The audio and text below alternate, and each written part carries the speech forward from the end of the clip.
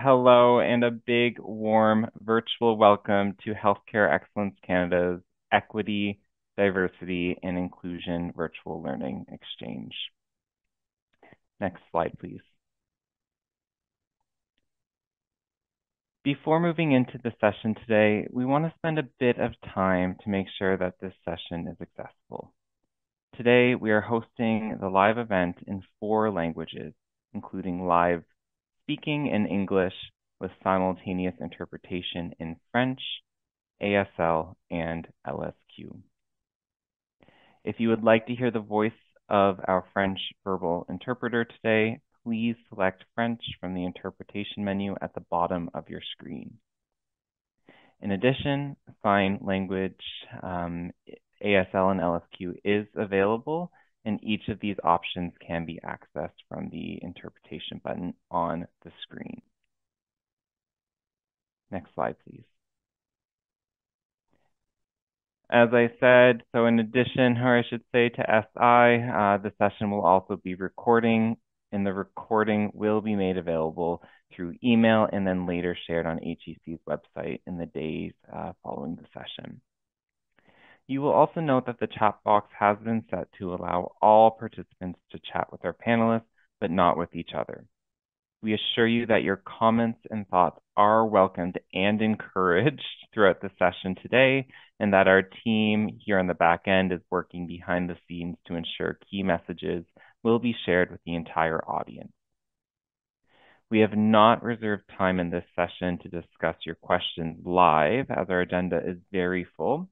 However, and as mentioned previously, your questions and comments will be collated and responses will be shared after the event. Finally, the session is intended to be a space for learning and reflection. We also know that some of the content may be difficult to discuss. So we would like to offer support in both French and English to debrief about the content discussed and to support our well-being. A counselor is available during the session and for 3 hours after the session at this number, 1-855-529-9463. This will also be shared in the chat. If there is a high demand for this service, you may be asked to leave a voicemail and your call will be returned from a private number. You will periodically reshare this number. Periodically share this number throughout the session. Next slide. Now, before I dive into the session today, I want to express my sincere gratitude to each of you for taking the time to join us. Specifically, we have had almost 1,000 participants register for this event today. And we understand that your schedules are likely very busy, and yet you have chosen to be here with us today.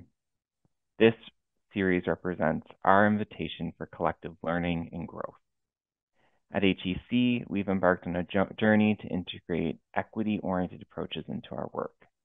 And we understand that this will involve continuous learning, reflection, and adaptation. And we are dedicated to the process of learning, believing that's vital for ensuring safe and high-quality care for all. And we appreciate your willingness to learn with us as we gather from coast to coast, and it's incredibly heartening to witness our collective eagerness together to learn. I also want to send a huge thank you to the presenters for this session and, of course, the technical production team that has made it possible. And with that, it's a pleasure to connect with you today as one of your co-hosts. My name is Brady, and I use the pronouns he and they. I am also a senior program lead on the Patient Safety, Equity, and Engagement team. I am joined by my co-host, Carol Fancott, the Director for Patient Safety, Equity, and Engagement at HEC. Good, we can keep this slide on the screen. I'm now going to present or share a bit about our presenters. We're handing it over to Ed. So Dr. Ed Connor is of Mohawk and Irish ancestry. He is a psychologist who has worked with First Nations communities across Canada since 1982 in both urban and rural centers. His work over time has included clinical director for Infant Mental Health Center in the city of Regina and director for the Sacred Circle, a suicide prevention program developed to serve First Nation communities in Northwest Ontario. Dr. Stephanie Nixon is a full professor, vice dean of health sciences, and director, School of Rehabilitation Therapy at Queen's University in Kingston. Stephanie developed the coin model of privilege and critical allyship to translate core ideas about anti-oppression and anti-racism to people in positions of unearned advantage. With that, I'm going to hand it over to Ed Connors to get us started in a good way.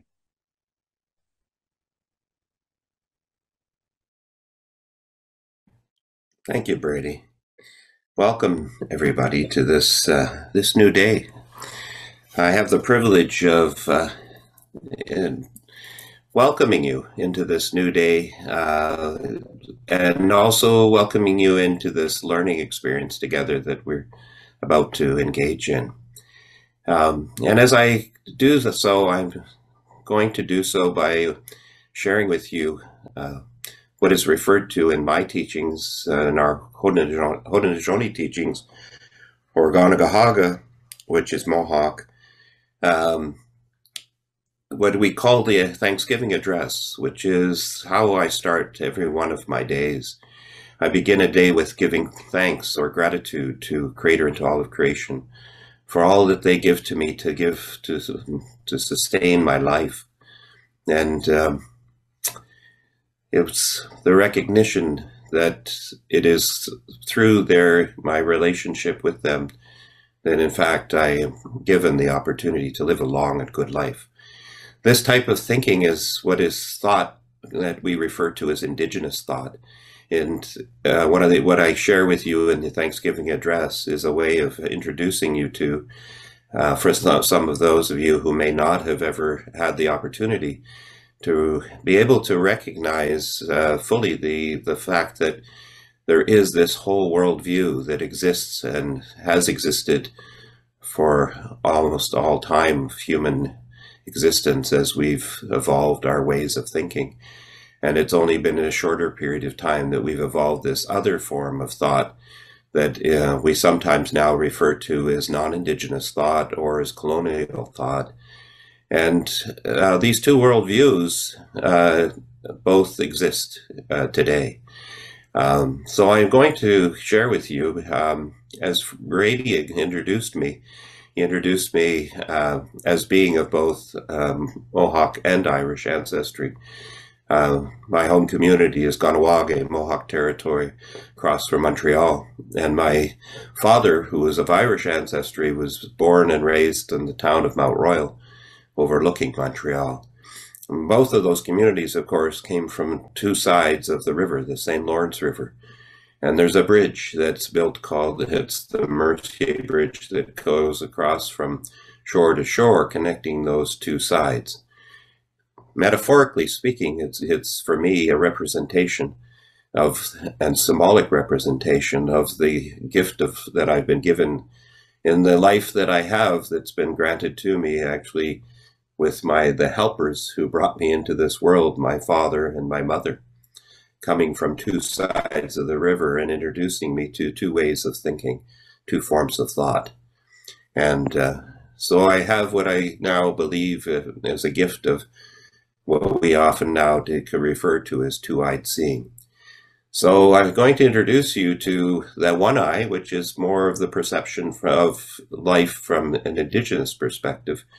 And I'm going to do so by beginning with giving thanks to all of our relations. And as we speak to all our relations, I'll say that means not just our human relations, but all of the relations that exist in creation, all of the forms of life.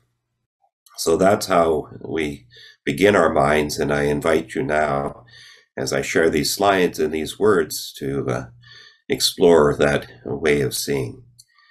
So I'll shift into the address.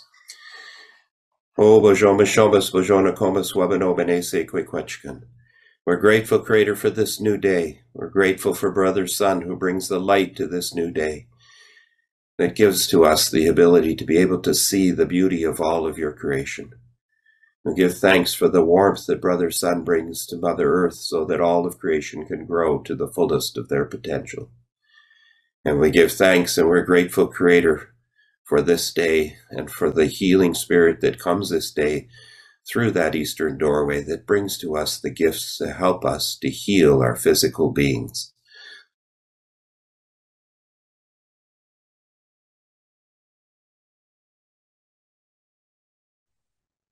I think we might have lost Ed's connection. Maybe I'll just check in with Stephanie to see if this is a similar experience for you.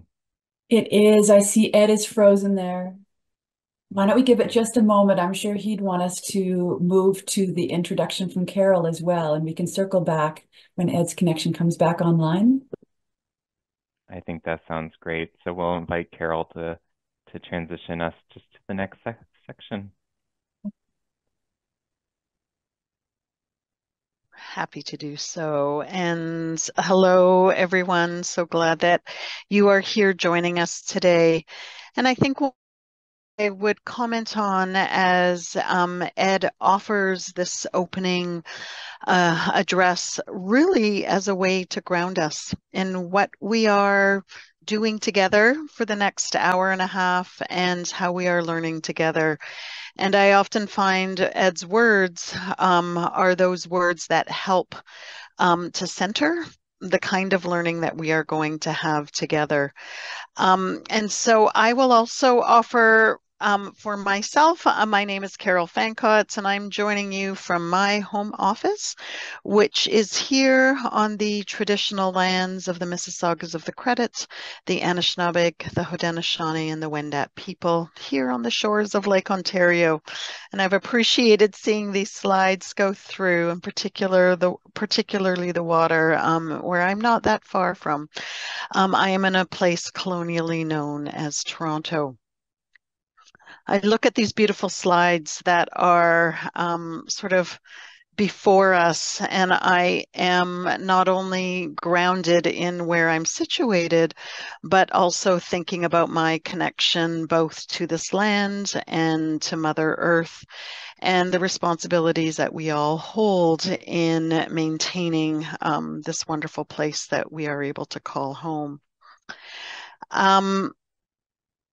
Now I will comment, and so I am hoping that Ed is going to be able to come back and again ground us with his words, but I will make a comment about Healthcare Excellence Canada.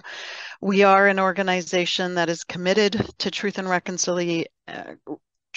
reconciliation efforts, and we recognize that as part of these efforts, we must continue to learn on this journey and to be able to learn in meaningful ways.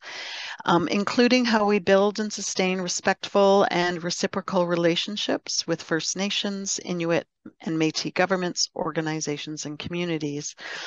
And so when I offer this land acknowledgement, I see it as an act of reconciliation and a time that I can reflect on the privilege that I have to call this place my home.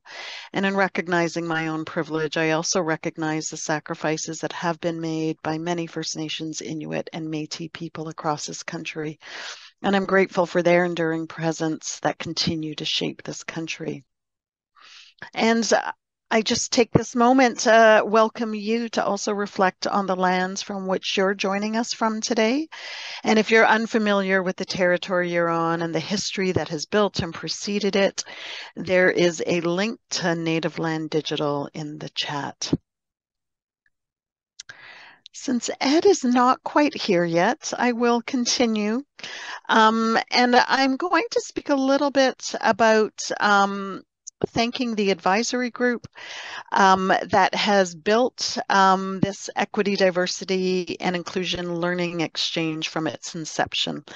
And together with this advisory group, we have co-developed the sessions that are being offered to you over time, and the advisory group membership has changed over this time as well. But this group has been crucial to provide guidance, insights, and perspectives on the content and the potential speakers for all of the learning exchange events that we have hosted to date. They have also identified relevant supports to foster a safe environment for participants to engage in this learning exchange with us. And as Brady had pointed out to you earlier, the number for the counseling supports that that we are able to offer during and after the event. And so it is with sincere gratitude to all of the members of this advisory group, past and present, for their invaluable contributions and guidance. And as we have learned together, the aims of this series have also been updated with input from the advisory group to reflect our continued learning from previous sessions. And so you will note in these aims how we emphasize our commitment to ensuring that we're recognizing inequities through systemic and structural lenses that are grounded in anti-oppression, in trauma-informed approaches to care, and to foster inclusive partnerships and engagement. And so we look forward to continuing learning alongside all of you. And just as Brady had said earlier, grateful that you have taken the time to learn together with us and to be on this journey with us. And so with that, I'm still not seeing Ed join us back again, but I see Stephanie is ready to go. And so I'll pass it off to Stephanie. Thank you, Carol. Thank you, Brady. Thank you, Ed, who I'm sure will be back soon. Hello, everybody. It is just such a joy to be joining you today. This is the third in a series. The first two happened at the beginning of 2022. So here we are, all this time later, all this learning later, all that's happened in the world since the beginning of 2022. And so we've been invited back, Ed and me, to join you and think about some of the lessons that we started with way back then. Say, how have they shifted? How have they deepened? How have they become more sophisticated? And especially, how might we apply them? And so that's the focus of today. Let me share with you how we imagined this arc, right? How might we do this beautiful work together? Let's open well. That's right now. And it's not opening well so that then we can get to the work. Opening well is the work. It's part of the work. So much of what we're going to be speaking to and trying to practice ourselves today is the habits of mind, the habits of heart, the habits of spirit. It's the practice of being in this work. And so opening and closing well are part of that. We are going to reintroduce 3 habits of mind, 3 frames, 3 mind maps, if you will, 3 tools for your toolbox for doing this anti-oppression work well. And 2 of them you've met before. 2 of them were introduced in great depth in January and February 2022. The recordings of those sessions are there. We invite you to circle back to them if any of this sparks your curiosity today and makes you want to have a deeper dive. The first is the coin model of privilege, which is a translation tool for anti-oppression. It gives us a mind map for understanding the power over orientation that we've been socialized into. One way of thinking about difference in society, we're all different. How ought we to think about that? Well, the colonial mind, the power over orientation is that there needs to be one right way. Now, that's quite different from a beautiful alternative, which is the Two-Row Wampum Belt Treaty, which invites us to think about difference as a great strength, right? That it invites us to say, thank goodness we're different. That's actually better for all of us. That is a power with orientation. And we're going to propose that we want to step away from the power over orientation, realize that we don't have to stay with that frame, that there's an alternative. In fact, there's many alternatives, and one of them is offered up by the teachings about power with in the Two-Row Wampum Belt Treaty. But the beauty of this session is that we're being called to think not just about ideas, we're being called to think about application. So how do we put these frames to work, these mind maps to work? And so what we'd like to introduce anew today is a framing of integration versus transformation that Ed and I have developed with and learned from our dear colleague, Lana James, who sends her best today, where integration are all the steps that we take that are aligned with the power over orientation, right? It sounds good. It's not. And rather what we want to move towards is application called that we frame as transformation, which is lined up with the power with orientation. So the coin model, the 2-row, integration and transformation. We'll then play with those ideas. So we're then going to use these 3 habits of mind to walk through a series of common EDI scenarios, real world scenarios, real world word questions that Ed and I get quite frequently. And we're going to do our best to start working the muscle, right? Like, how do we build those habits of mind? Well, we're going to try it out with a series of scenarios, and then we're going to close well together. So that's us for sort of the next hour and change. That's what we're going to move through together. So wherever you are, welcome to that space. We want you to find yourself in your chair or wherever you're sitting. Whew. Feel the ground beneath you. Take a deep breath. Whew. And another. Whew. Okay. This is collective work. I'm so glad that we are in it together. So who are we? Let's start with a few questions for you. And there's going to be a poll that's going to show up on your screen. And the first question is going to be about where you're joining from today. Where you're joining from today. And you'll see that it's framed in terms of watersheds. The Arctic watershed up in Yukon, Northwest Territories, Nunavut. The Pacific watershed out on the West Coast. The Prairie watershed through Alberta, Saskatchewan, Manitoba, the Northern Shield in Ontario, the St. Lawrence and Atlantic watershed through Quebec, the Atlantic watershed as we're moving down through New Brunswick, Nova Scotia, PEI. Or maybe it's outside of those watersheds. And if we set this poll up right, you can choose more than one. So we're just about there. So many. By the way, there's a lot of folks in the room. We have 150 people have weighed in on this poll already. That's fantastic. Let's end the poll and show each other where we're joining from today. Right, so many coming from the Northern Shield watershed, but actually right across Turtle Island, and many from outside of these watersheds as well. Ooh. The next poll, please. This next poll is inviting you to think about where you are in your journey of taking transformative anti-oppressive action in your day-to-day work. So we're starting with the assumption that this is not, something that you figure out and okay, finally we've got that. No, it's an ongoing journey, right? We're in it. And how are we framing it? We're not framing it as EDI, we're framing it as taking transformative anti-oppressive action. And we're talking about it in your day-to-day work, right? We're tuning in today to this work, not as, a volunteer. Some of you are volunteers in the community. Many of us, this is the mandate of our job, right? This is not a nice to have on the side. This is a prerequisite for being effective as a clinician, as a researcher, as a scholar, as an educator, as someone working in a healthcare organization. It's a prerequisite for healthcare excellence. So this is tuning into where are we in our own journeys? Quite early, we're into the journey.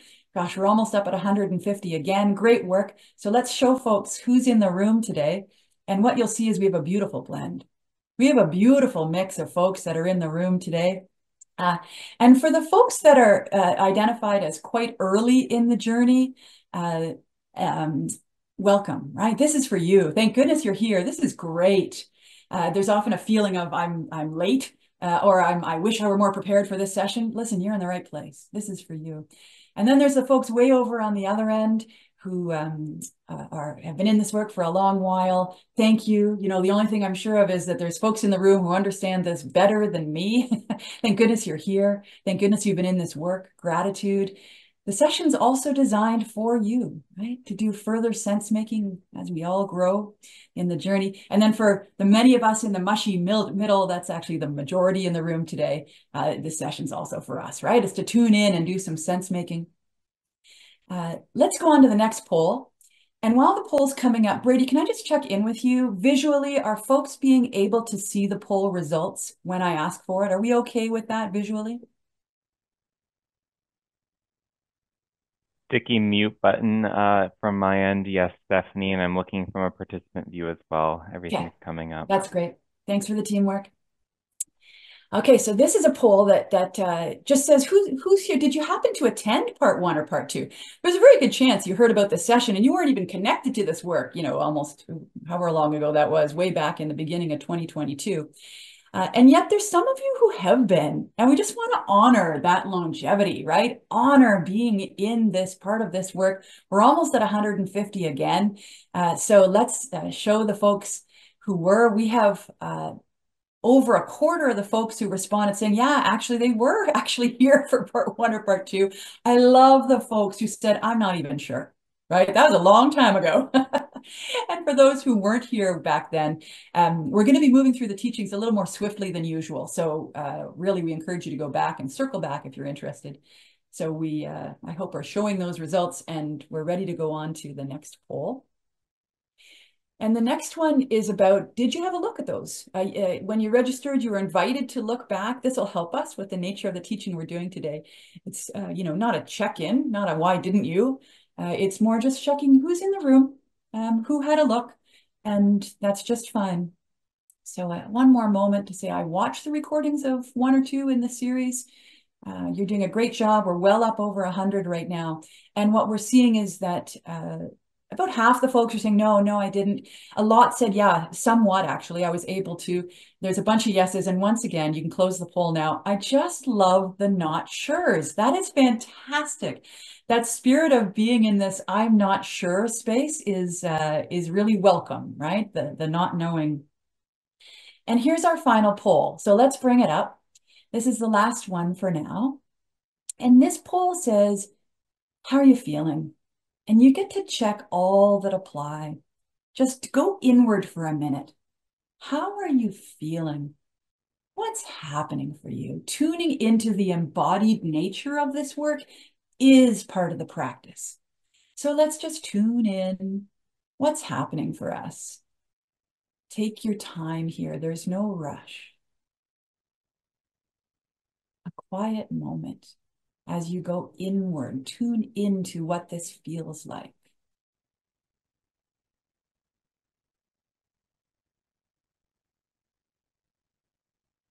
That's so beautiful. Let's share these results. It's that amazing thing where we can be feeling these seemingly competing feelings at the exact same time. For the folks that are feeling intimidated or worried, this is not one of those sessions where we're going to talk about privilege and make sure you feel terrible about it. It's not that at all.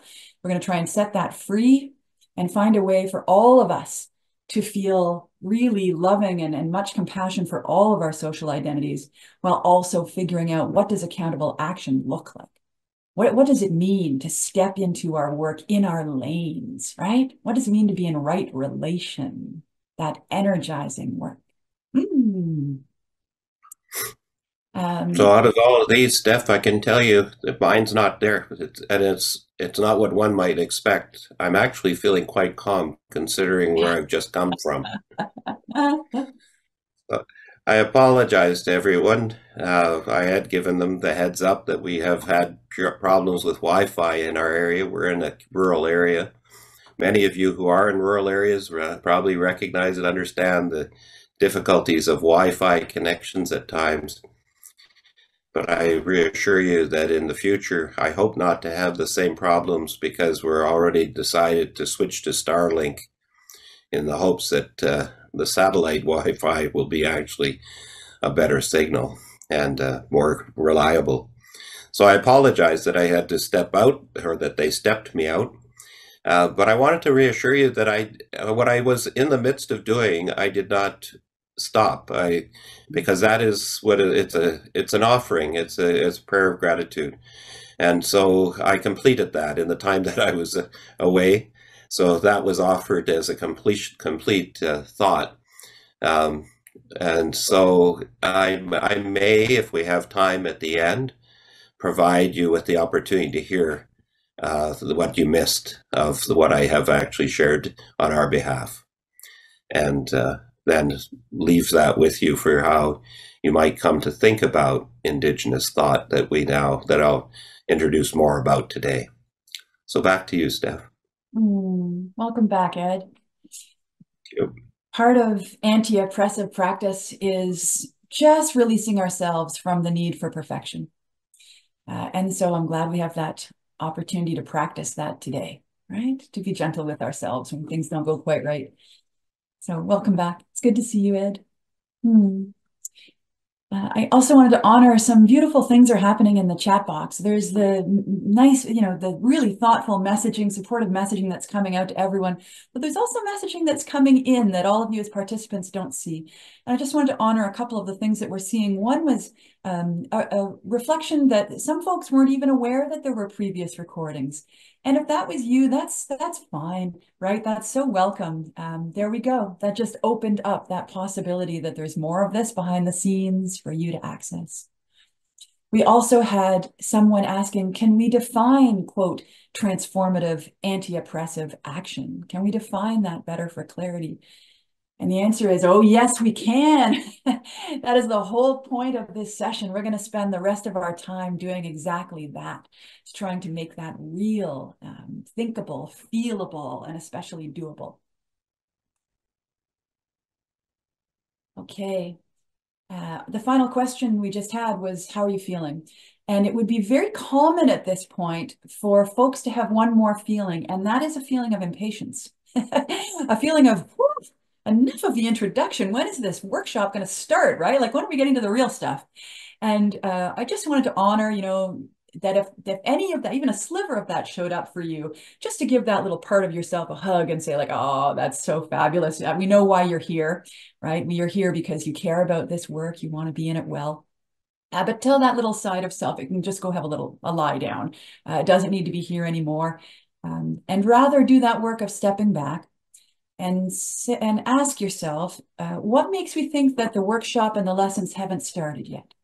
That the meat of what we're doing hasn't begun, right? And maybe there's an opening there, recognizing that what we're doing here is about habits of mind, habits of practice.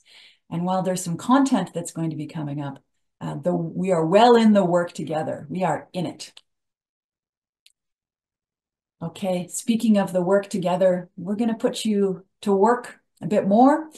We want you to find something to write with, and it might be a pen and paper, old-fashioned style, or it might be that you're opening up a notes window on your phone. It might be that you're opening up a Word doc, a Google Doc, but we do want you to find somewhere to write. There's going to be quite a bit of writing over the next hour, and it's writing with yourself, to yourself, a form of sense-making, okay, a form of tracking the ideas as we go. And folks who have worked with Ed and me before will recognize these three questions. They are important for the meta work that we want you to be tuning into during this workshop. They build the habits of mind. And right now, we want you to write down these three questions for yourself. Number one, what insights are landing for me? Number two, how do I feel? What does this feel like? Tuning into that as I do this learning and unlearning. And then finally, for those who can see the slides in the big font, because it matters the most, what are my next steps, right? My doing steps for learning in action, doing it accountably.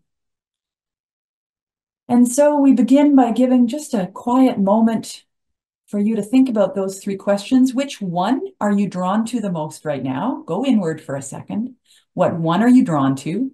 Write yourself one bullet. Go ahead.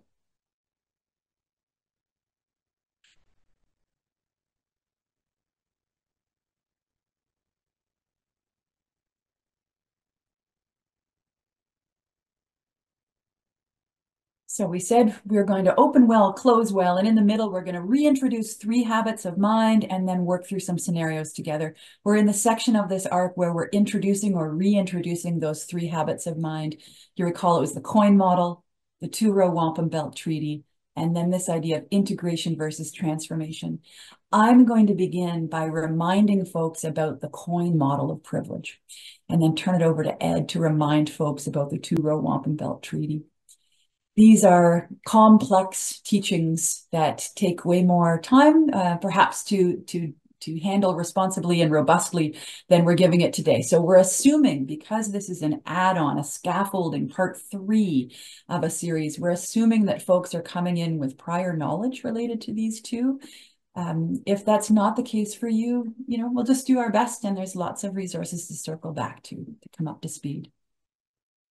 So the coin model of privilege, you'll recall that this is a metaphor that is trying to help us answer the question of what is my work to do?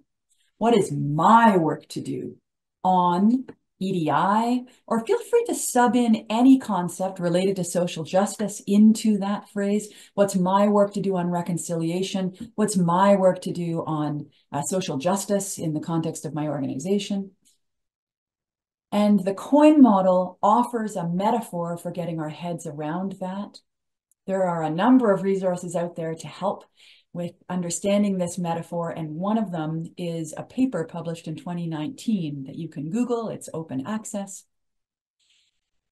Okay, so what is this metaphor? What is this metaphor of a coin? It's fairly straightforward. It has just 3 parts: the coin itself, the top of the coin, and the bottom of the coin. And in this metaphor, the coin represents a system of inequality or a system of oppression. The big historic social structures that were created before any of us were born, we did not create these, but we sure inherited the legacy of them. They are alive and well. They are societal. We might not like them, but we don't get to opt out of them. They have structured society. They have structured all of the institutions in society, including healthcare, including higher education. So systems of inequality or systems of oppression, that's what a coin is. And depending on who we happen to be, we find ourselves on the top or the bottom of each coin. And if we find ourselves structured in history, not because of anything we did or asked for, like I have this complexion of skin, therefore I find myself to be a white person who finds herself on the top of the coin of racism, that big social structure. And what it means is that I get a benefit that others don't, and that I didn't earn it. It's just linked to how I happen to be structured in history. It's not linked to my goodness or my badness. It's just an unearned advantage that I receive. And the bottom of the coin is also true. And so for me, the coin of sexism, I'm a woman. I didn't ask to be a woman. I just am. I find myself on the bottom of the coin of sexism. It's not linked to my goodness or my badness. It doesn't mean I'm a victim. What it means is that I receive an unearned disadvantage that folks on the top of the coin do not. I didn't earn it. And what do we call the top of the coin? We call it privilege, and the bottom of the coin we call oppression. So that's all there is to the metaphor, the system of inequality that gives unearned advantage or privilege, or unearned disadvantage or oppression, depending on how we're structured in history, not linked to our merit or our worth or our goodness or badness. So that's the metaphor, and to extend it is the reminder that there's not just one coin for all privilege and all oppression. There are many, many different coins. We see a number on the screen here, and each of these gives rise to more nuanced coins as well. For instance, that first coin of racism, all of the notion of the top and bottom of the coin holds for all of these, but each coin, the logics of oppression, how these coins operate to exclude, dehumanize, cause violence for folks on the bottom, the logics of oppression are different and need a deep dive. So there's also the nuances of the coins within the coin. So for instance, within the coin of racism, there's deep learning that I need to do as someone on the top of not just the coin of racism, but the coin of anti-Black racism, because those logics of oppression are different from the coin of anti-Indigenous racism, which is different than the coin of anti-Asian racism, and the coin that I've been learning so much more about in the last few months, which is anti-Palestinian racism, coming to understand how does it operate so that I can resist my own complicity. So it's not just that these coins all exist, it's that we find ourselves on the top and bottom of different coins at the same time. And we need to tune into how these complex arrangements of advantage and disadvantage result in different chances in society. And what's that called? Tuning into the way that these different systems of oppression intersect to create complex arrangements of advantage and disadvantage. This is intersectionality. So landing this concept that was gifted to us from Black feminist scholars, Kimberly Crenshaw, Patricia Hill Collins, and others. Yes, chat box is like, yes, affirming what's happening here, recognizing that it's complex enough understanding one coin. We actually need to understand the intersection of multiple coins, both for our own positions, but also our colleagues, our students, our patients, our staff members, our bosses. Right? So let's scaffold on one more step here and connect this to equity. Some who have seen Ed and me in these spaces will recognize this activity. It's designed to show us how slippery this metaphor is, how quickly we can lose sight of the coherent power analysis that understands all three parts of the metaphor, right? This is why we need to have such a sturdy, stable understanding of the coin, the top of the coin, and the bottom of the coin. It sounds simple. That's the coherent power analysis. But that we're not meant to have that in our minds. We have not been socialized to understand it that way. We've been socialized to understand it very differently. And this is an exercise to help us understand how swiftly we lose track and the implication that that has for what is a misdiagnosis of the problem that needs fixing and therefore interventions that aren't helping us. So here we go. This is where we put our mind's eye on the bottom of the coin. We ask ourselves, what are the common terms that we have for not related to specific coins, but just in general, common terms in general. What terms do we have for groups of people whose outcomes are worse because they find themselves structured in history on the bottom of the coin? Right? And do it in your own head. What are some of those common terms that we have for groups whose outcomes are worse, not because of anything they did, but just because of how they're structured in history on the bottom of the coin? Yeah, it's terms like vulnerable, disadvantaged, high-risk groups, at-risk groups, priority populations, key neighborhoods, hard to reach, hard to serve, marginalized, and on it goes. And then we put our mind's eye on the top of the coin and we ask ourselves, what are the common terms that we have, in public health policy or in our EDI statements, or what are the common, not related to specific coins, but in general, just like the bottom, what are the common terms that we have that accurately reflect the groups of people whose outcomes are better because of the unearned and unfair advantage they receive by virtue of finding themselves structured in history on the top of the coin? What are those terms? And here is where we arrive at this idea that actually we don't really have any, privileged maybe, or what perhaps comes closest is lucky, lucky communities. Yeah, fortunate. And coming up in the chat box is some folks identifying some of the top of the coin social locations, like whiteness on the top of racism, or men on the top of sexism, or able-bodied on the top of ableism, or settlers on the top of settler colonialism, or straight folks on the top of heterosexism, or cisgender folks on the top of cisgenderism, cisnormativity. And not that those positions are bad, right? That's just where we're structured in history. It means we get an unearned advantage. So what are the terms that we have for recognizing the unfair and unearned advantage that leads to better outcomes? This is the proposal that we don't actually have any, right? We actually don't have a corollary language that maps to the bottom of the coin. In fact, how do we typically think about the top of the coin? It's not as lucky or unfairly advantaged. How do we think about it? And as some of you in the chat box noted, as normal, as mainstream, as the default, as nothing to see here. It's beyond even naming. We don't even have a language for it. It has disappeared. And I'll go a step further and say that frequently when we think about justice, we don't just disappear the top of the coin, we disappear the system of oppression itself. And the totality of the power analysis that we bring to our EDI work is the bottom of the coin. The bottom of the coin. The problem that needs fixing is framed as people on the bottom of the coin. And let me state it loud and clear. People on the bottom of the coin are not a problem to be fixed. Sexism, women are not a problem to be fixed. Ableism, disabled folks are not a problem to be fixed. Settler colonialism, Indigenous people are not a problem to be fixed. Racism, racialized folks are not a problem to be fixed, right? You with me? And on it goes.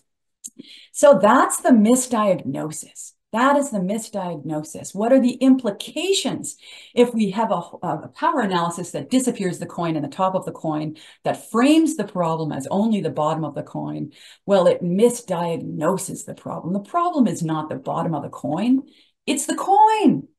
It's the systems of oppression that we inherited that are baked into our institutions, that are baked into ourselves, right? That's why this work must be embodied.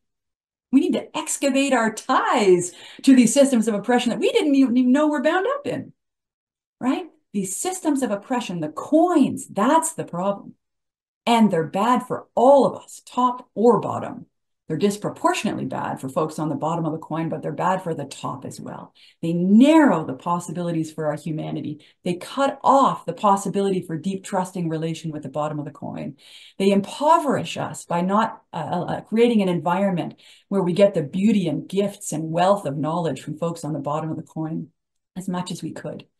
So it's a misdiagnosis. And further, it allows those of us on the top of the coin, people like me, to understand ourselves in social justice work, not as part and parcel of the system of oppression, but as disconnected, as neutral, as outside. I'm not even in the slide deck, right? It's nothing to do with me. I'm showing up because I care, because I'm altruistic, because I'm generous. That's unhelpful, right? When we find ourselves on the top of the coin, it is something else. We need to show up with accountability. Right? What is my role? What is my lane? It's not to help and fix and save folks on the bottom of the coin. It's something else, right? It's excavating my ties to the expertise and entitlement that I've been taught, and rather tuning into my place within the historic power structures and mobilizing my power and safety differently. Woo! What might that look like?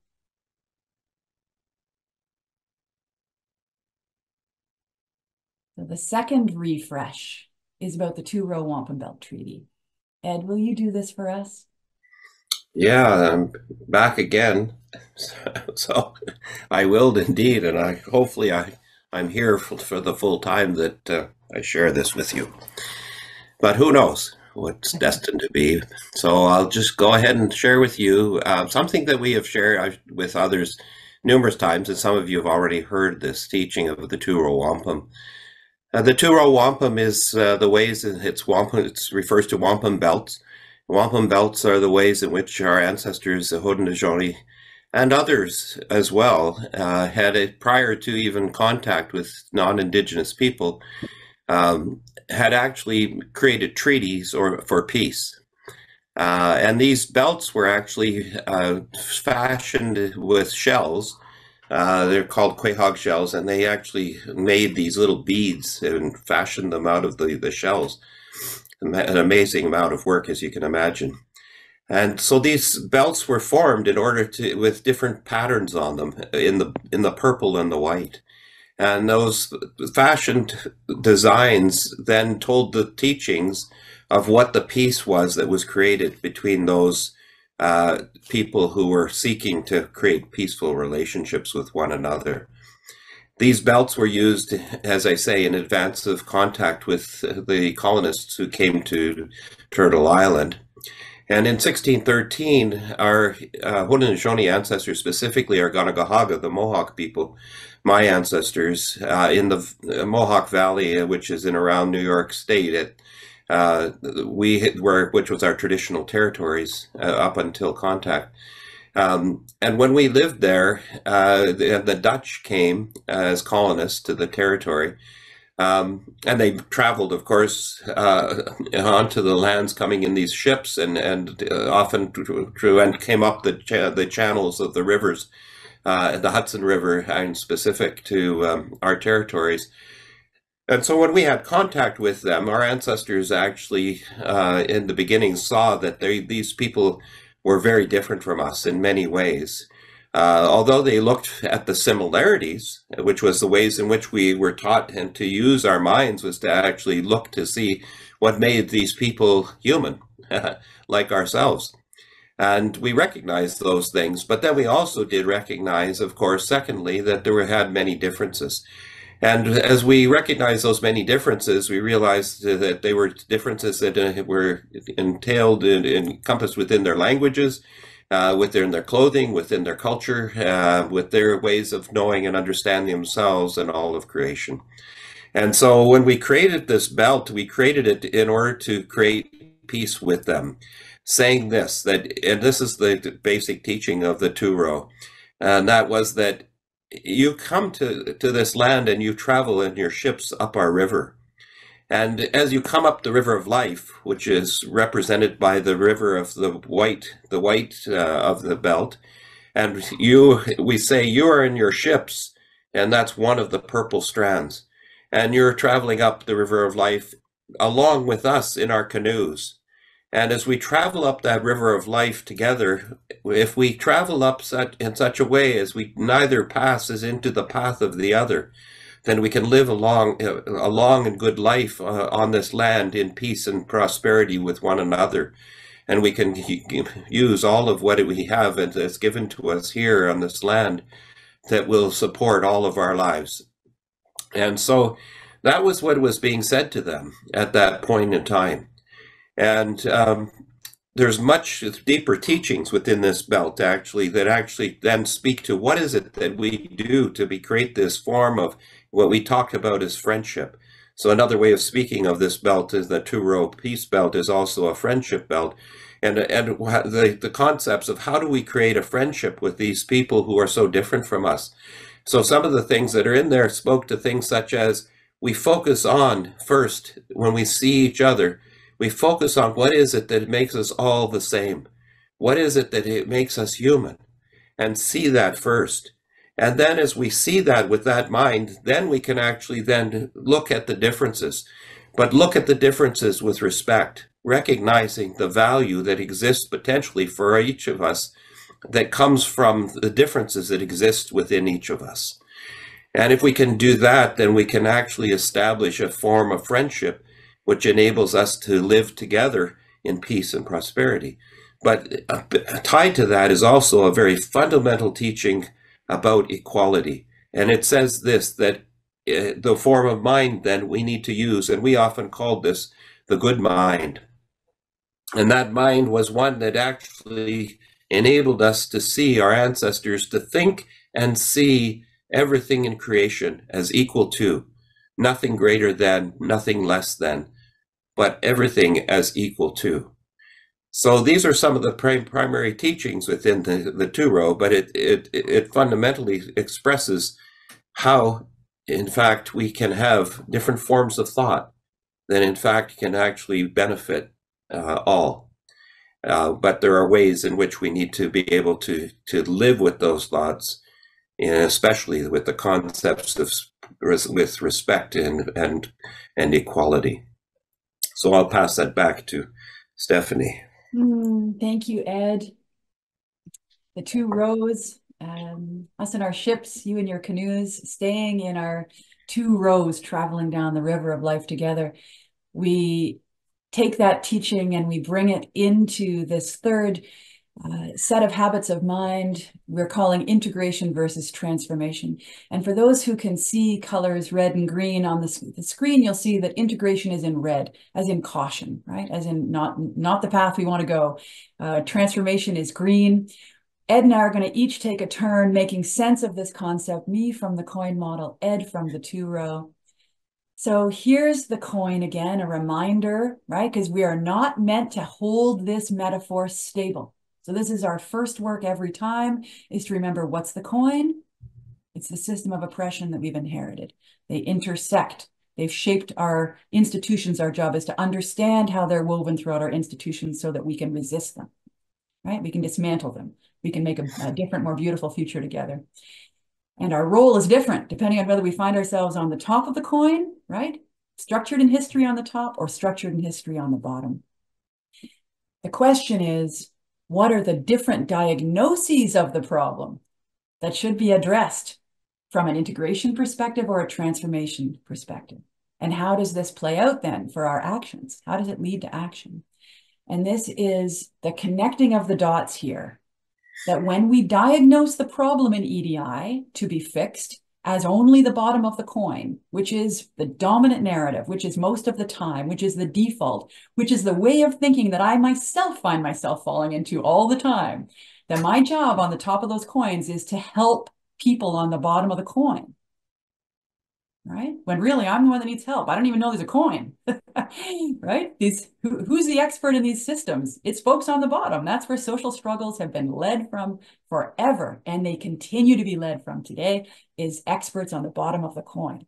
So when we frame the problem to be fixed, and it's not usually explicit, it's usually tacit. When we frame the problem to be fixed as the bottom of the coin, it leads to a set of actions that are about diversifying the systems we've got. That is integration. What we want to do is move towards transformation that understands the problem to be addressed for all of us is the coin, is the coins plural, and the unwitting complicity of those of us who find ourselves on top. This is not about intention. Everyone here has good intentions. No one wants to be reproducing inequities, and yet we've been conscripted. We've been brought in to be part of the system of changelessness, right? By getting the diagnosis wrong, by thinking that the problem to be fixed is the bottom of the coin and pouring our heart and energy and resources and care into doing that well. Well, guess what? It's a misdiagnosis. And it takes us away from transformative action. So let's think about integration versus transformation from a different perspective. Ed, I'm going to throw back to you, okay? Yep. So then, speaking to what is an integration approach, the experience, in fact, of residential schools that were created as part of the process of colonization, because, where I left off in the teachings of the Two-Row was that the Two-Row actually produced a vision of peace, of living as equals to one another and not passing into the path of the other. And that, in fact, is what, in fact, happened historically, we know. And that was what then produced then the whole process of colonization. That whole world of thinking that came from across the waters actually was created in such a way as to rationalize and justify the experience of oppression over others and dominance over others in terms of thinking that their form of thought was superior to others. And so that whole process of colonization then took place as the ship passed into the path of the canoe and took many forms of effort to, in fact, then do away with the form of thought and the whole way of being of indigenous peoples of Turtle Island. And as that happened, of course, one of those examples was this example, which this is actually a picture of a young man who's in residential school prior to going, and just briefly and before going into residential school. This picture on the left was taken of him. And then not long after, very shortly after, as he was entered into residential school, then the second picture was taken. So it actually then shows, the ways of thinking of integration, which is that, that you actually then shift in those people's forms of thought such that you expect them to think in your ways completely and to be in your ways and follow your ways. And that's the experience of colonization, of transforming, in fact, using the word transforming, but changing in indigenous people then into non-indigenous people and their form of thought, their ways of living, their culture. So what is transformation approach? It's as opposed to an integration approach. That is then actually more consistent with that of the what I present of in the Two-Row. which is the experience of respect for one another's differences, respect for each other's ways of knowing and thinking, and in fact also valuing what others have to offer in their forms of thought. We in fact would then have a form, what we today call reconciliation, where we're actually living more with that context of equality and everything being equal to, nothing less, nothing greater than. But that we actually see each other with that kind of respect to live together in peace and harmony. Restoring, as we say here, another way of saying it, restoring rightful relations, relocating economic power and resources so that we share equally as was visioned in the beginnings of the Two-Row. In the envisioning transformation, we see this in the Two-Row, that it actually then represents in itself then the vision of being able to live in that peaceful state, where the indigenous world is then enabled to be able to guide our ways of being in our indigenous holistic systemic thought. And that we use that, predominantly, and that's today what in many places our people, indigenous people, speak of decolonization, which is really the reforming of our indigenous holistic forms of thought and then putting that into practice in our modern day existence. And that those who would live, and choose to, guided by the Western worldviews or linear reductionistic cause and effect approach of thought, that they continue to use those to the benefit of themselves and each other, and that we then also, in that state, have the potential, as was visioned by the Two-Row, to be able to share those forms of thought. Today, as I say, we often speak to that today as Indigenous people as two-eyed seeing, and the recognition that we have that capacity, all of us have the capacity to actually utilize different forms of thought, and that when we do so, there's benefit in that to all of us.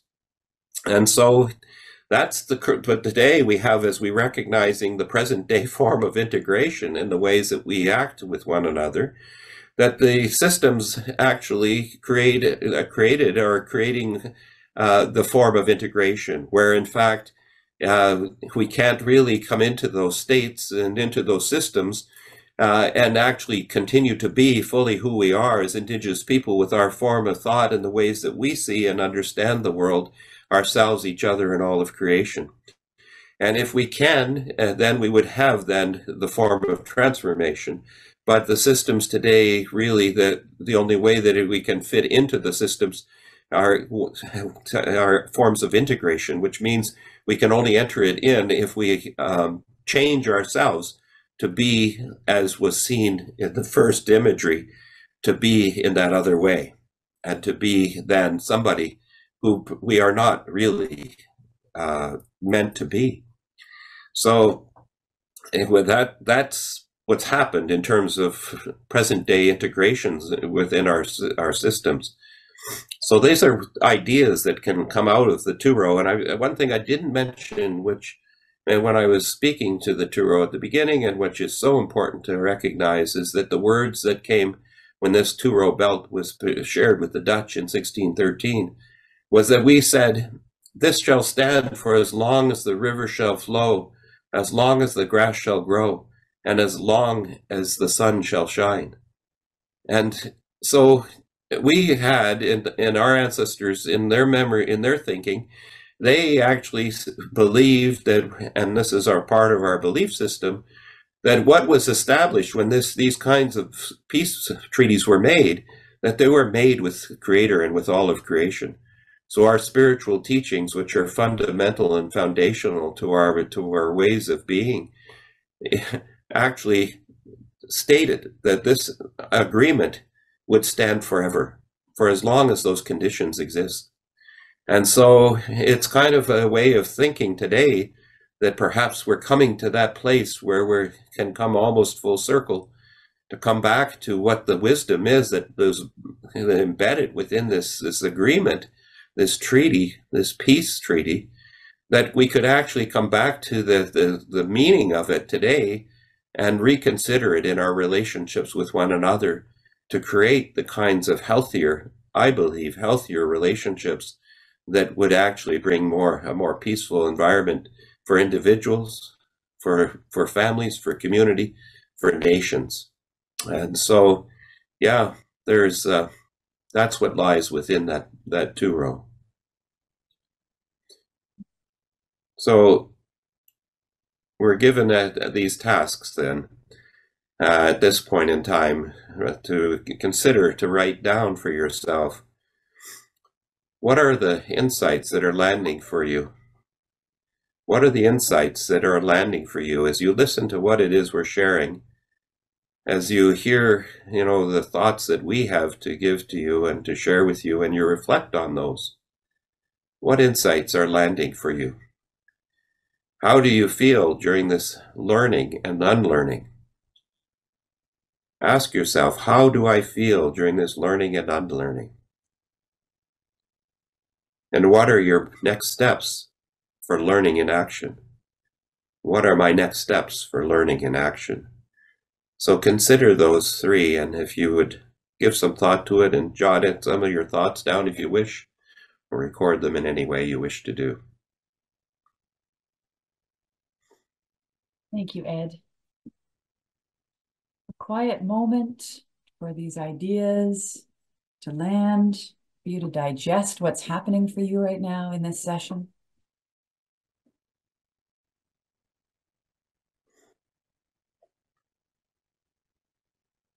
All right. Back at the beginning, I said, we'll open well, we'll close well, and in the middle, we'll introduce these 3 habits of mine, and then we'll try them out. It's the try them out time. These are scenarios that are real, that in multiple cases have happened regularly for Ed and me, and we want to use them as a way of practicing our thinking, our feeling, mobilizing these different habits of mind. So here's the first one, and we call it, so how do I help them? So it's the end of a coin model workshop or a peacemaking workshop. That's often how Ed and I frame this work. And a smart and very thoughtful coworker approaches one of us or approaches you, after you've been in the session together and says, yeah, I completely understand what they're saying, but I still feel like I don't know how to help people on the bottom of the coin. I still feel like I don't know how to help people on the bottom of the coin. So we want you to go to your page or your notes and jot one bullet, right?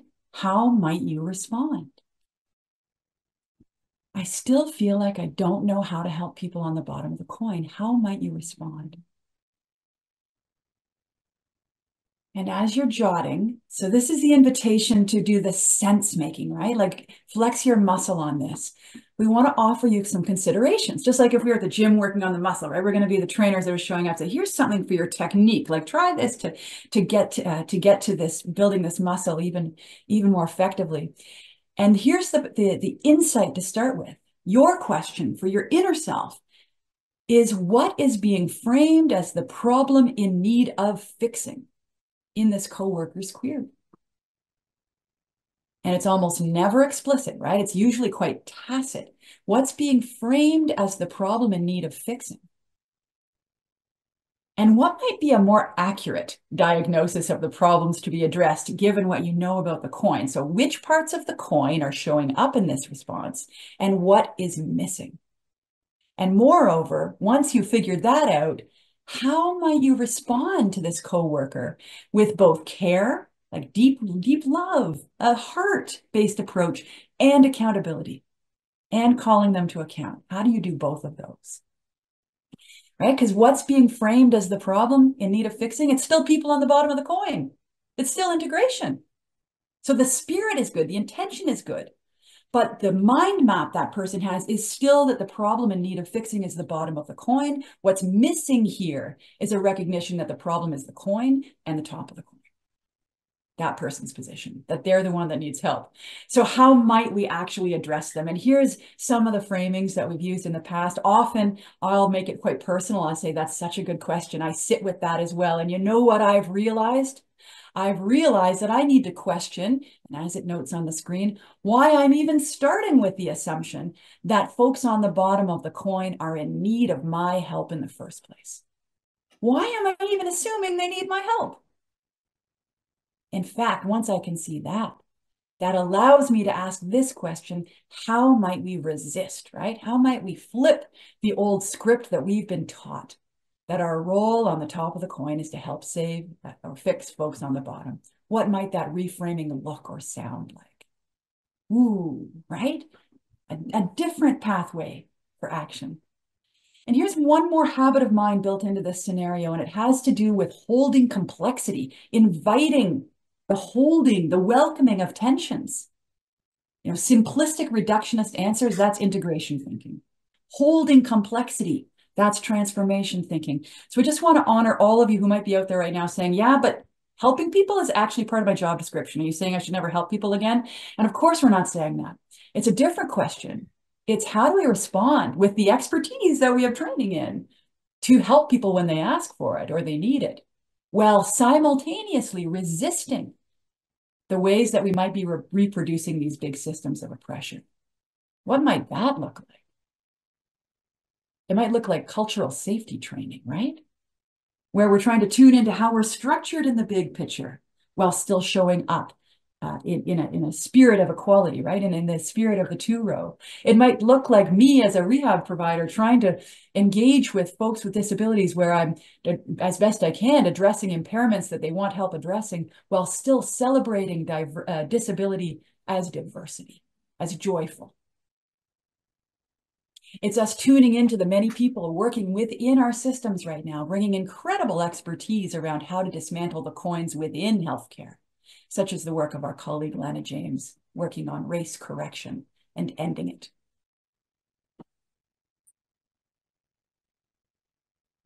Scenario number 2. So in this one, it's about a report. This time, you're part of a team that's reviewing a draft report on innovation in healthcare. And you and your whole team are dedicated to advancing EDI. And so you get to a statement in the draft that's about EDI, and this is how it reads. It reads as follows: the recommendations are designed to prioritize populations with the greatest needs. As such, collaboration should address health inequities by working with and learning from people with lived experience. So the invitation here is to say, what do you like about this phrasing and what might be strengthened? Bringing a critical lens, a transformation lens, often means resisting, so is it good or bad? And rather saying, what are the positive effects and what are the negative effects? So we can amplify the positive, mitigate the negative. So what do you like about this statement and what could be changed?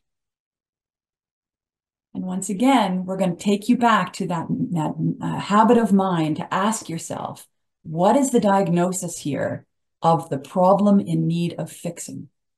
In other words, what parts of the coin are showing up in this statement and which parts of the coin are not, are invisible?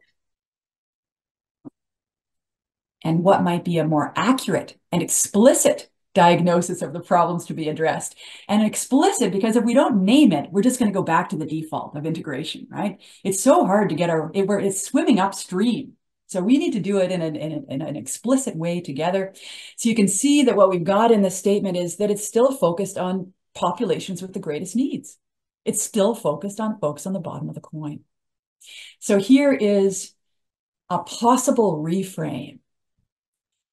We recognize that recommendations such as these are at risk of producing benefits that are experienced unevenly, with those already better off in society being reached ahead of others, thus widening inequities, right? We're naming that the coins may operate to give even more unearned advantage, widening the gap. And that to that end, we commit to collaborating with people who hold expertise and experience in mitigating historic inequities. See, we've pulled it away from the specific needs of some individuals and rooted it in history to ensure that we amplify the benefits while minimizing the unintended negative consequences. Okay, here's another one. This one's called, should we hire an EDI director? And in this one, you can do, should we fill in the blank, any intervention for trying to advance EDI. So this time your organization wants to take action to address EDI, but they're worried about how to move this forward. And they know that you've been going to these workshops. They're like, what should we do? Should we hire an EDI director? How might you respond? So, habits of mind. It's to recognize when we're being framed as a simple either or, and to say it's probably more complex than that. There's probably some tensions we could hold here. And this time, we're offering you the invitation to bring in integration versus transformation to orient the response. And say, well, should we hire an EDI director? Should we bring in this recruitment strategy? Should we have affinity groups in the staff? Should we have this policy statement? Should we? The answer is it depends. It depends which orientation. If it's an integration orientation and we're hiring an EDI director, we are oriented to think that these systems, there's no coins, there's no top of the coins, there's just people on the bottom of the coin. It has nothing to do with us. And thank goodness we're hiring that person to solve that problem. And that's why those folks don't last long in organizations. They leave from frustration or because of ill health, because it is so detrimental to try and operate in that space. Whereas, should we hire an EDI director in a transformation framework? Ooh. Now we understand that the problem to be solved is the way that these intersecting systems of oppression are baked right into our systems, that we inherited it. We've got work to do. And we want to hire somebody who's going to come in and hold us to account with love and help us move, help us change, help some of us turn ourselves inside out to do this good work, to get in right relation. We've got work to do together, and we need someone who's going to help us do that, right? Remember, you got those 3 questions. What insights are landing? What's it feel like? Ideas for action. Okay, we got 2 more we're going to hit you with. I'm going to do one, Ed's going to do one, and then we'll move to close. Deep breath, make a little bit of space for more good ideas to come to life. This one's called EDI in the contract. So this time, you're negotiating a new job, and it's with a healthcare organization that's dedicated to EDI and social justice. And so are you, right? They're not a social justice organization, they're a healthcare organization, but right in the strategic plan, in the interview questions, in the job description is this real dedication on paper to EDI. And when congratulations, you got the job. And the contract that you receive has this line in it. The position title, the program officer, the manager, the director, is mandated to advance the transformation of internal structures for accessibility, inclusivity, and belonging, while embedding equity, inclusion, and anti-racism into education, research, and care. And the example we're drawing from is from the academy, but you can imagine a different ending for your workspace. So again, is it good or bad? No, it's not either or. What do you like about this phrasing, and what could be strengthened?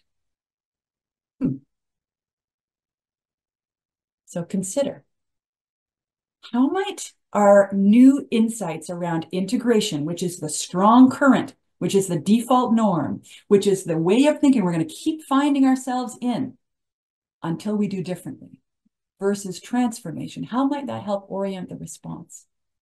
In fact, how might we structure language right into the contract that is explicitly aligned with transformation? Because we've all seen this great wording, right? And yet then our actions, whoop, we're back to integration by accident. So what additional language might we be able to build in to try and ward against that? It's not going to be a one-time fix. It's so many steps that we take in this practice of a transformative anti-oppressive practice to make this change. We'd like to introduce a real-world example to you. It's my contract, actually, from about 2 years ago. I was negotiating this contract with Queen's to be the vice dean and director at Queen's. My boss, Jane Philpott, and I worked out that we liked that first line, but we added 4 more. we added 4 more lines, and these were lines that were guided by Ed and Lana saying, get it in writing. What do we mean by all of these words? What needs to be named here and why? Towards what end? And anyone who's interested in this language, it's something that Dean Philpott and I try to share quite often to say, what if this could become normalized? That every time we say EDI in a contract in the health sphere, this is what we mean. So anyone who's interested in this language, we're very happy to share it. And one more scenario. Ed, will you take us through this one, please? I will indeed. It's actually kind of a prescriptive statement for me. I'm feeling shaken up. This whole experience of Wi-Fi interruptions sure can shake one up, but actually no, I'm feeling relatively calm given all of that. And here's the I'm feeling shaken up scenario. The more you think about the coin metaphor, the more you tune into the parts of yourself related to the bottom of the coin, and you start to feel uneasy.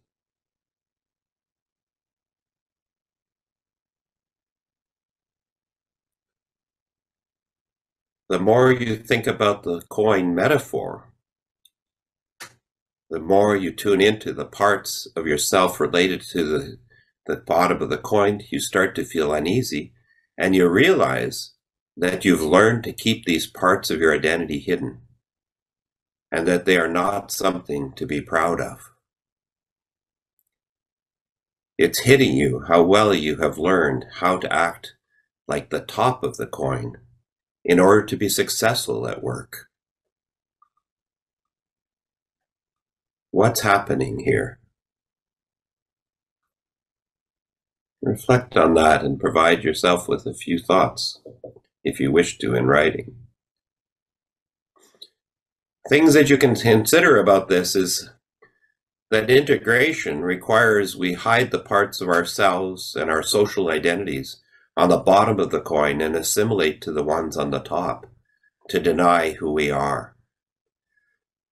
Transformation invites us to feel pride and love for all our social identities and allows us to be ourselves, including at work and everywhere.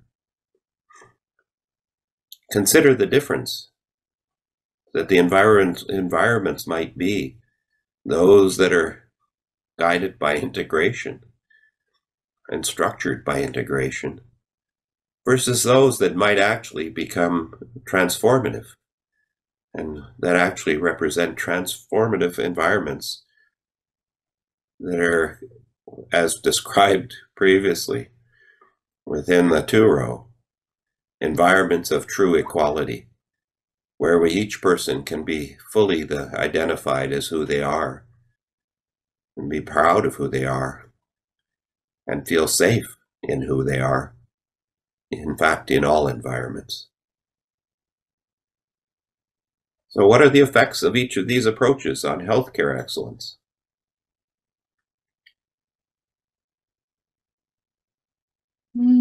Thank you, Ed.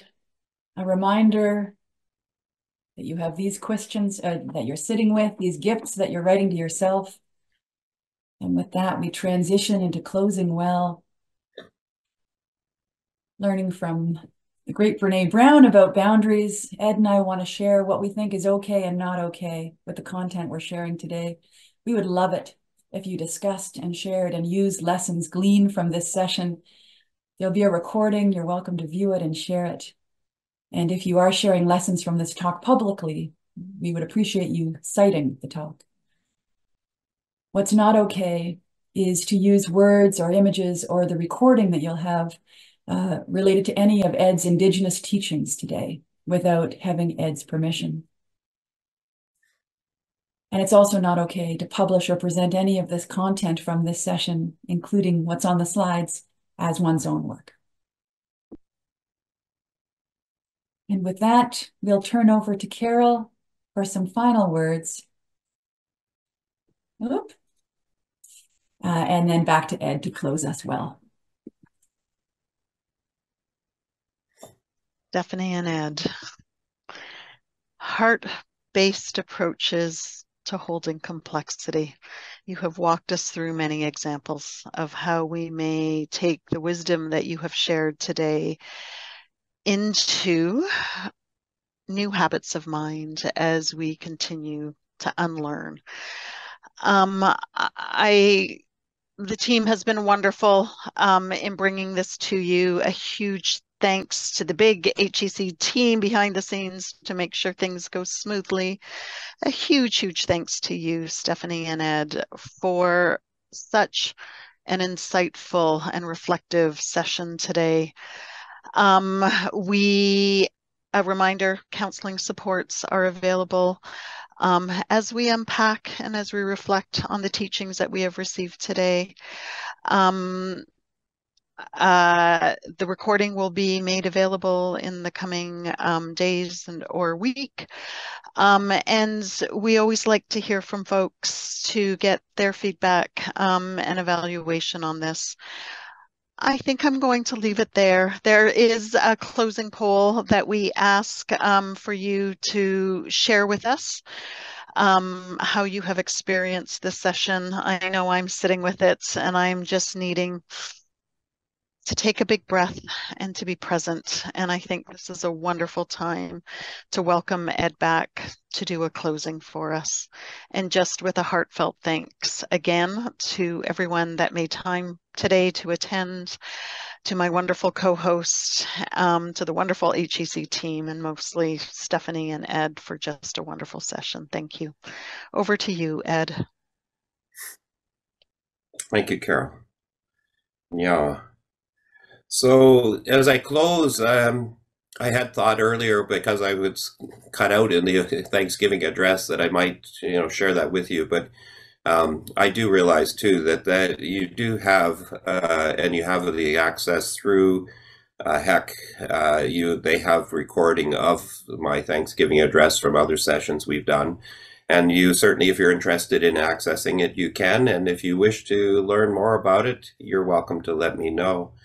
I think I'm going to close you with actually a final vision, a teaching that actually came to me many years ago, about 35 years ago, when I was living and working with an elder by the name of Alex Skeet up in Treaty 3. And in that work, it was work that was introduced in my bio as the work of suicide prevention with the youth in 13 of our communities in that region. And the chiefs had actually contacted Alec and then asked myself as well to work with Alec and provide some type of a response to the loss of life of our young people that was becoming paramount. It was already loss of one life is certainly tragic. Loss of so many more, as was happening at that time, was just overwhelming. And so when I worked with Alec, we had actually created, in the course of our time together, created a work called The Sacred Circle, Providing a Way of Life.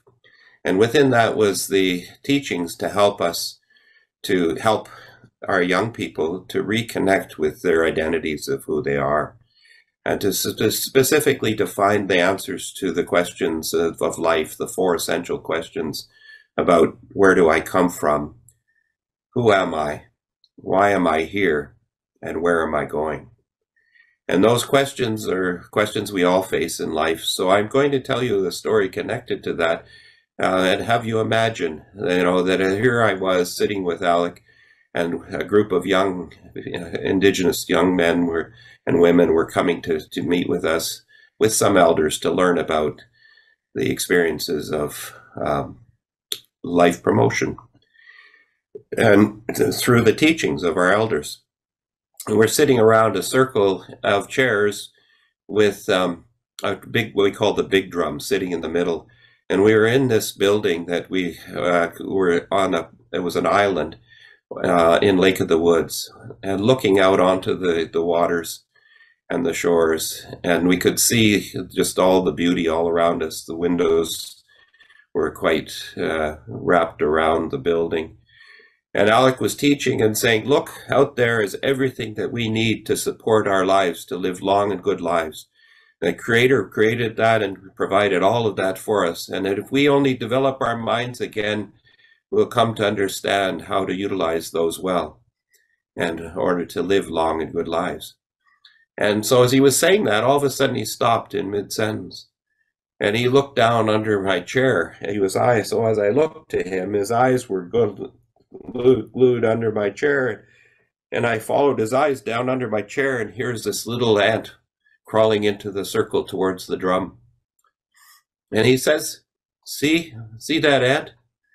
And I say, yeah. He says, that ant, he's my brother. And then he said, he kind of paused like that, and then he said, he's my brother. He's no greater than I, and I'm no greater than him. We're brothers. And when he said that, he then said, when we can form that mind again that can think that way, we'll understand and know how to live in peace on earth with all of creation and with each other.